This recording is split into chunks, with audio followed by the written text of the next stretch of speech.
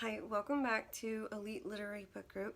I'm Rachel Beck, and today, my cat's going nuts right now. He might be distracting me. But I want to go over the Q3 question that was on the AP test. And I mainly want to do this just to point out that, you would have crushed it if you took my course. That's basically my whole reason for doing this. But seriously, I want to go over like what you could have said. Just so you can see that I know that the videos are really long and the average person isn't going to sit for 5 hours and listen to lectures, but that person probably isn't going to read the book either.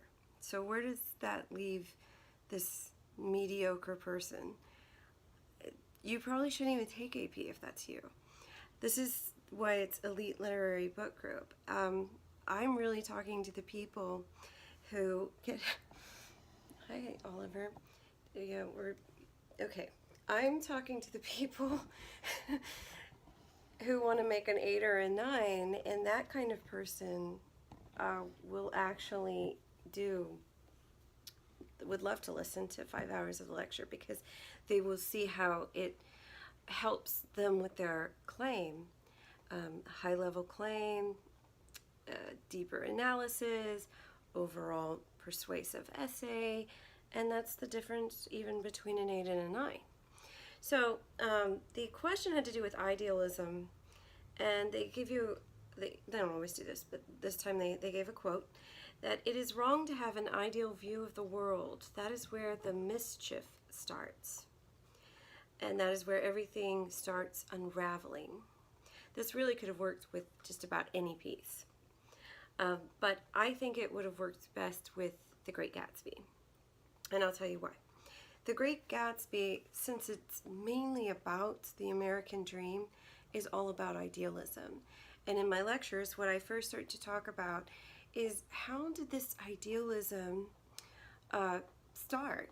And why is it the American dream? What makes it uniquely American? And my argument, which would have been my claim, my introduction to this question, if I was writing it, would be that it originated with the idea of God's providence. And the Puritans, as they saw themselves as the new Israelites, they kind of recreated themselves, okay? And with that idealism came God's providence. They were going to be the city on the hill. The whole world was going to look up to them. And if you ever want to question this, I write this in my blog, but I've seen a post, and I don't want to get into politics, but just as an example, an Old Testament verse like, God told Nehemiah to build a wall. So, obviously, and then the rest of the quote said to Pelosi, stop with the what would Jesus do, because, or maybe you should read your Bible. What in the world makes an American think that they can take an Old Testament verse, that really to understand the Old Testament you kind of need to be a Jewish scholar, but anyway, that's a whole different argument, but to take that verse and say it applies to us, to America, it's an incredible idea, and people don't question it because they're so used to it. They don't think about anything. Reagan said, he used the city on the hill too. He said shiny city.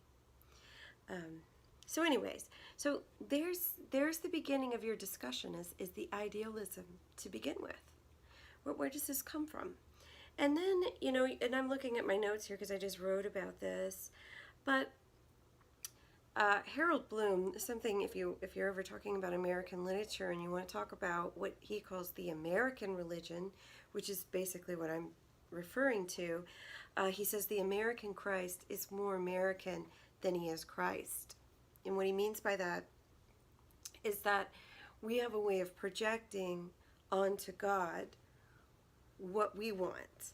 So then the question becomes, are we created in God's image, or is he created in our own image? So there's that, which I go into. But also, the idealism can be equally talked about in the idea of new money and old money. Think about Tom's ideals. He is threatened by change. His civilization is going to pieces. When he says that civilization is going to pieces, what does he mean? He makes a racist remark when he says it. Okay, so what he means is his aristocratic civilization. See, the American dream threatens his world. Okay, so that's something that I discuss. And also look at, by contrast, where Wilson is. He's in between New York and West Egg. He's in the Valley of Ashes. He has his own business. He has the idea of the American dream too. But if you look closely at the text, there's a Ford sitting in his... It's my dog. Gosh, they're so distracting today. You okay? So he has a Ford sitting in his garage, but it's a dust-covered wreck of a Ford. And Wilson and Myrtle both come from poverty, and their dream is not materialized.